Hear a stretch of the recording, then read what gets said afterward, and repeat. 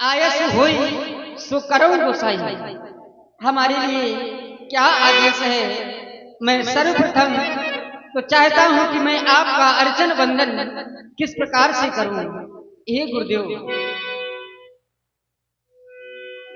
स्वागत में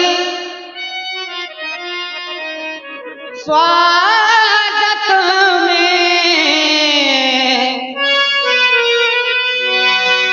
स्वागत में आंख बिछाए अहो भाग्य अतिथि गण आए। मन हमारा मगन झूमे धरती गगन, मन हमारा मगन झूमे धरती गगन। सब अतिथियों का स्वागत करे,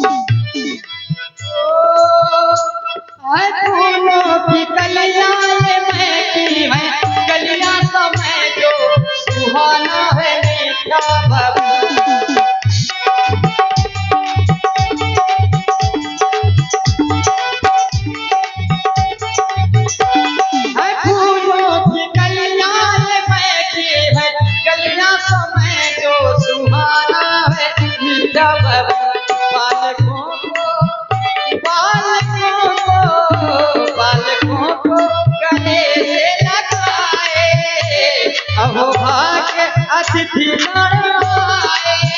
मन हमारा मगन झूमे धरती गगन, मन हमारा मगन झूमे धरती गगन। सब अतिथियों का स्वागत करे,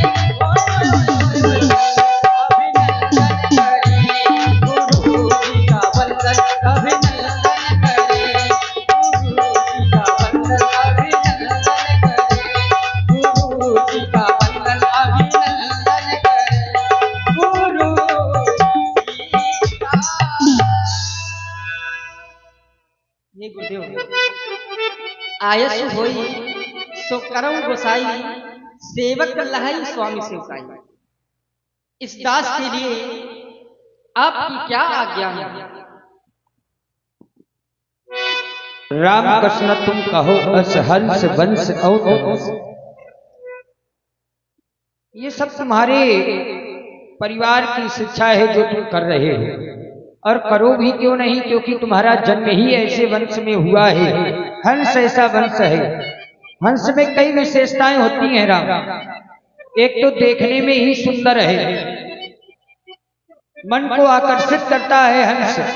चाहे जैसी समाज लगी हो, चाहे जितने पक्षी पशु बैठे हो, लेकिन अगर हंस बैठा है तो वह अलग ही दिखाई पड़ेगा।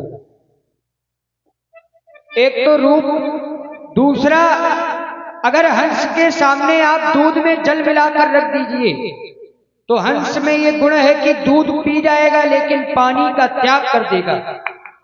और यही आपका है, आपके वंश में ऐसा यह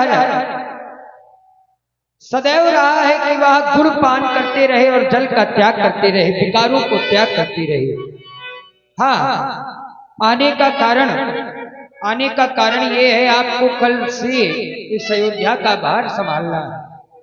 कहने का भाव समझ रहे हैं? महाराज श्री दशरथ जी के द्वारा आपको इस अयोध्या का राज दिया जा रहा है, अर्थात आप राजा बनने जा रहे हैं। युवराज पद आपको कल दिया जाएगा। भूप सदैव अभिषेक समाजू, महाराज ने आपका राज्याभिषेक होना निश्चित किया है, कल है। और आने का कारण यह है कि राजा बनने से पहले जो राजा बनता है उसे कुछ नियम संयमों का पालन करना पड़ता है। राम करो सब संयम आजू। आज आपको संयम करने हैं, उपवास रखना है, हवन जब तब योग ये सभी आपको करने हैं, ब्रह्मचर्य धारण करना है, वो सारे कार्य करने हैं जिससे भगवान या कार्य को निर्विघ्न संपन्न कराए। एक संदेश और था महाराज का, और उन्होंने कहा था कि राम को कुछ राजनीति की शिक्षा दे देना। बैठो तो फिर आज शिक्षा पुनः हम आपको दे रहे हैं, क्योंकि ये शिक्षा इसी अवसर पर दी जाती है। राजनीति क्या है, राजा क्या है, कैसे राज्य चलाना चाहिए, क्या अंग है, ये अब सब हम तुम्हें बताते हैं। राघव, राजनीति के 4 अंग हैं, साम दाम दंड भेद। राजा के 18 अंग होते हैं, मंत्री, खजांची, सेनापति, वेतनदाता, व्यापार सचिव, युवराज, पुरोहित, द्वारपाल, वनरक्षक, कारागार सचिव, न्यायिया, रसोईया, अभिभावक, गुरु राज आज्ञा कहने वाला, दरोगा, वैद्य, महल वाली, ड्योढ़ी पर नित रहने वाला। ये होते हैं राजा के 18 अंग, जिनसे चलता है सारा राज प्रबंध। अगर एक भी मंत्री, अगर आपका एक भी इधर उधर हुआ तो पूरा राज समाप्त हो जाएगा। मंत्री अगर सही है, अगर राजा खराब है तो भी राज समाप्त हो जाएगा, क्योंकि राजाओं में भी 14 दोष बताए गए हैं। अज्ञान, अनीत, नास्तिकपन, हठधर्मीपन, मूर्खों से विचार, मंत्रियों का अवहेलन करना, जनमन का अवहेलन करना, अंतिम भोग विलास मद्रादिक का सेवन करना। ये होते हैं राजा के 14 दोष। अगर इनसे बचता रहे नरेश तो फिर उसके शासन को माने सारा देश। वैसे बताने को तो बहुत कुछ है, पूरी रात हम तुमको राजनीति की ही शिक्षा दे सकते हैं, लेकिन तुम्हें अब नियम संयम करने हैं। मैं जा रहा हूँ, आगे भी बहुत कार्य है। पुनः प्रणाम स्वीकार। कल्याण। देखिए इधर गुरुजी चले गए महाराज के पास में, और अब यहां से थोड़ा सा रस परिवर्तन होने जा रहा है, क्योंकि इस समाज का भी ध्यान रखना है। हाँ, बीच बीच में चाय जरूरी है। आइए, एक कैसे डांस होगा, उसके बाद जो प्रसंग है, सकल कहीं कब हुई है काली और विघ्न मनावही देव कुचाली। हाँ, इधर गुरु सिख दे राय पहा गये और राम हृदय विस्मय भयऊ। राम जी कुछ सोच रहे हैं, हृदय में विस्मय उत्पन्न हुआ। हृदय में विस्मय हो रहा है। विस्मय क्यों हो रहा है? इसका एक कारण है कि मेरा राज तिलक अकेले हो रहा है, इसलिए विस्मय हो रहा है। हमारे चारों भाइयों के जन्म एक साथ हुए हैं। जन्म का संग सब भाई, भोजन शयन के लड़काई। चारों भाइयों के जन्म एक साथ हुए हैं, भोजन भी एक साथ करते हैं, शयन भी एक साथ करते हैं और खेल भी एक साथ में खेलते हैं। यहाँ तक कि करण वेद उपवीत विवाह, संग संग सब भय उछाह। कंछेदन, यज्ञोपवीत, विवाह इत्यादि सारे कार्य एक साथ हुए हैं, पर आज इस विमल वंश में एक ही बात अंचित हो रही है कि मेरा राज तिलक अकेले हो रहा है। विमल वंश यह अनुचित एकु बंधु बिहाई बढ़े अभिषेक। सारे भाइयों को छोड़कर मेरा राज तिलक अकेले हो रहा है, यह उचित नहीं है। अब आइए, अब यहां से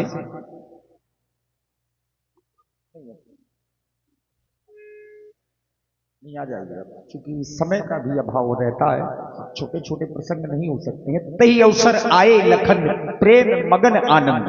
मगन प्रेम, हाँ, प्रेम से अवसर मिला। अवसर मानो को भाग्य से नहीं बल्कि सौभाग्य से मिलता है। सौभाग्य बस इस लक्ष्मण के जीवन में भी अवसर आया। अवसर ऐसा मगन प्रेम आनंद, अवसर ऐसा था जिससे मेरे हृदय पर 3 क्रियाओं ने जन्म लिया। प्रथम तो मैं मगन हुआ, हृदय पर प्रेम उबड़ा और आनंद समक्ष में परमानंद की। मेरा प्रणाम स्वीकार। कल्याण हो तुम्हारा लक्ष्मण। प्रभु तुम्हारे मुख की ओर हमारी दृष्टि जाती है, अत्यंत ही प्रसन्न दिखाई दे रहे हो। अवश्य प्रभु, जानना चाहता हूँ कारण क्या है। मैंने जिस समय इस अयोध्या को देखा, ये अयोध्या दुल्हन की भांति सजी है। आज आप राजगद्दी पर विराजने जा रहे हैं। आज से इस अयोध्या पर प्रभु श्री रामचंद्र जी का राज है। आज राम राज है, समाज में बढ़े चलो। दूर है अभी कहीं कल्पना का और ठोर, साज लो समस्त थार, कंचनादि दौर दौर। आइए पधारिए नृपाल के शुभवन में, भानुवंश का महान पर्व है, गढ़े चलो। आज राम राज है, समाज में बढ़े। विचित्र के विधान को सुजान से गढ़े चलो। आज राम राज है, समाज में बढ़े चलो। प्रभु प्रसन्नता का कारण जानना चाहे। अवश्य। प्रसन्नता का केवल एकमात्र कारण यह है कि आप अयोध्या के राजा बनने जा रहे हैं। हाँ लक्ष्मण। प्रभु अभी तो मैंने अयोध्या वासियों के श्रीमुख से सुना था, तो मैं केवल प्रसन्न था। अब मैंने आपके मुख से सुना, नाथ सुख संवाद सुनकर, सुख रूपी वाणी मैंने आपके श्रीमुख से सुनी। नाथ सुख संवाद सुनकर हो गया दूना हृदय, आज ही साकेत में हो जाएगा सूरज उदय। फिर लखन को तो मत पूछो, मन भर गया है हर्ष से, देव मंगल गा रहे हैं, देखिए उत्कर्ष। प्रभु प्रसन्नता का यही कारण। लक्ष्मण मैं चाहता हूँ कि ये राज तिलक हमारा ना होके भैया भरत का हो जाए, शत्रुघ्न का हो जाए, या मानो तुम्हारा भी हो जाए। नहीं प्रभु, मैं तो आपके स्त्री चरणों का सेवक हूँ। जो चरणों का सेवक है उसी आप गद्दी पर बिठाना चाहते हैं। सेवक सुख चाहमान भिखारी, संसार में अगर सेवक सुख चाहे तो क्या मिल सकता है? नहीं मिल सकता। भिखारी व्यक्ति सम्मान चाहे तो क्या संसार का कोई मानव उसे सम्मान देगा? नहीं देगा। इसलिए प्रभु मैं चरणों का सेवक हूँ, चरणों की सेवकाई दे, गद्दी ना दे। बड़े ही सुंदर तुम्हारे विचार हैं। आओ